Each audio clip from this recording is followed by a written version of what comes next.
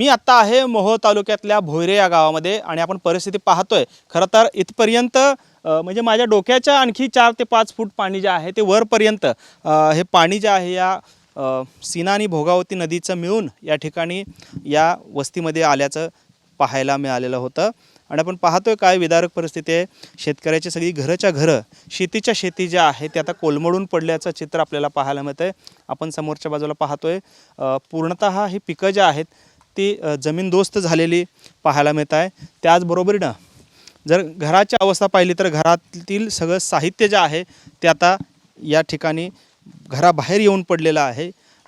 संपूर्ण घर जे आहे ते पाण्यात होतं. अशी अनेक घरं जी आहेत ती या शेतकऱ्यांची पाण्यात होती. आपल्यासोबत इथले स्थानिक शेतकरी आहेत. हे तुमचंच घर आहे आणि काय परिस्थिती ह्या तुमच्या घरामध्ये होती, कशा पद्धतीचं चित्र होतं? आमचं पूर्ण घर पाण्यामध्ये गेलेलं आहे. नुकसान म्हणजे पाणी अचानक आल्यामुळे आम्हाला हाय असं सगळंच ठेवून बाहेर जावं लागलं.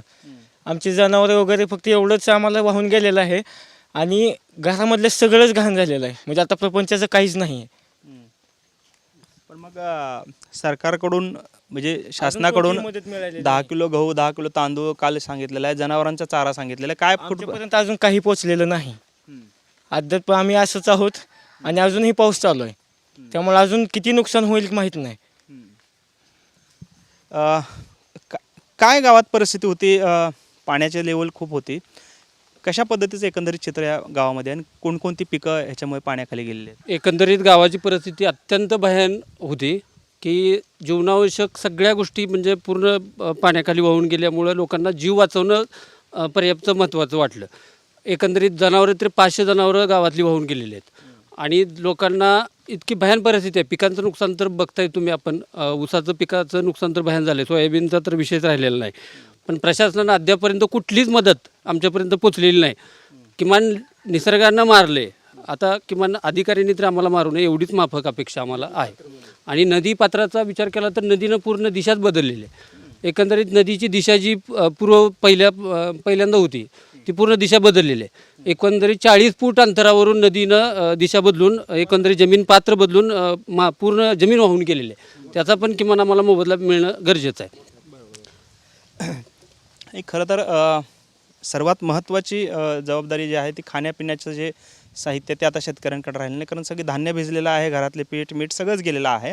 सरकारकडून काय अपेक्षा आहे? सरकार सांगितलं की बाबा 10 किलो गहू तांदूळ, त्याचबरोबर जनावरांच्या चाऱ्याचा प्रश्न खूप गंभीर आहे, तो देखील सरकार देते. मदत पोचली का आपल्यापर्यंत?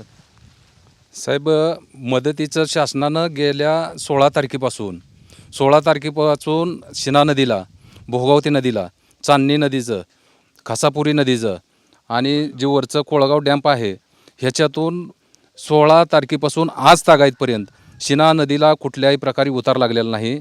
पाणी चढत गेलं आणि पाण्याचा आम्हाला मेसेज 70,000, 1 लाख, 1.5 लाख, 2 लाख असं पाणी ह्या नदीच्या पात्रात 2.5 ते 3 लाख कुठलंही मोजमापन नसताना अंदाज पंचे पाणी 2.5 ते 3 लाख ही पाणी सोडलं गेलं. आज तागायतपर्यंत ह्या नदीला उतार नाही. आज कशी तर लोक ह्या ठिकाणी पोचल्यानंतर सकाळी 6ला मेसेज आला की 75,000 पाणी शिना नदीत कोळगावचा विसर्ग सोडलेला आहे. मग साहेब, या लोकांनी जगायचं कसं, राहायचं कसं? ह्यांना घरं नाहीत, दुसरी स्थलांतरित लोक झालीत. आज सकाळी कशी तर 5-6 वाजल्यापासून 7 वाजल्यापासून लोक जाग्याला आली होती आणि 7 वाजल्यापासून घरातलं साहित्य काढला, गाळ काढला, चिखल काढला चालू होता. तोवर 6:30ला मेसेज पडला 75,000 पाणी आहे आणि तुम्ही स्थलांतरित व्हा. आज ह्या लोकांचं आतोनात या घेतली अशी पशुधन हानी झालेली आहे की अमाप झाल्या. प्रत्येकाच्या 5-6 गायी वाहून गेल्या आहेत, कोंबड्या गेल्या आहेत, शिरडं गेले आहेत, घरातलं माल राहिलेलं नाही, नदीनं पात्र बदललेलं आहे. ही लोक नदीपासून 1-1 किलोमीटर अंतरावर राहतात. ही काय नदीला चिटकून नाहीत, 1-1 किलोमीटर अंतर आहे नदीपासून. तरी हा प्रवाह एवढा मोठा आहे, अतिशय मोठा आहे की 5 किलोमीटरचा बॅकवॉटर ह्या नदीनं सारलेला आहे. 5 किलोमीटर हिंगणी गावापर्यंत शिना नदीनं बॅकवॉटर हे केलेलं आहे. म्हणून प्रशासनानं गहू इथं मिळालेलं नाही, तांदूळ मिळालेला नाही, चारा मिळालेला नाही. तरी तात्काळ कुठलाही अधिकाऱ्यानं, तहसीलदार असतील किंवा इतर कुठलंही कर्मचारी, त्यांना हे रस्ते बंद असल्यामुळं या ठिकाणी व्हिजिट देता आलेली नाही. तरी आता ज्या ज्या ठिकाणी रस्ते चालू असतील तिथून त्यांनी गहू तांदूळ आणि चाऱ्याचा इथं उपलब्ध करून द्यावं आणि पशुधन जगलेलं आहे त्याला जगतापणासाठी चारा उपलब्ध करून द्यावा एवढीच आमची अपेक्षा आहे. आणि झालेल्या नुकसानाचा तात्काळ पंचनामा करून त्यांना जी काय असेल शासनाची मदत ती तातडीनं मिळावी अशी आमची अपेक्षा आहे. आपण पाहतोय खरं तर अन्नधान्य जे आहे ते सगळंच पुरात गेलेलं आहे. जनावरांच्या चाऱ्याचा प्रश्न निर्माण झाला, त्यामुळे सरकारने तात्काळ मदत करावी अशी अपेक्षा या सर्व शेतकऱ्यांकडून व्यक्त होताना आपल्याला पाहायला मिळतं. कॅमेरामन विनोद उमनाबादकरसह सागर सुरवसे, TV9 मराठी, भोयरे, मोहोळ, सोलापूर.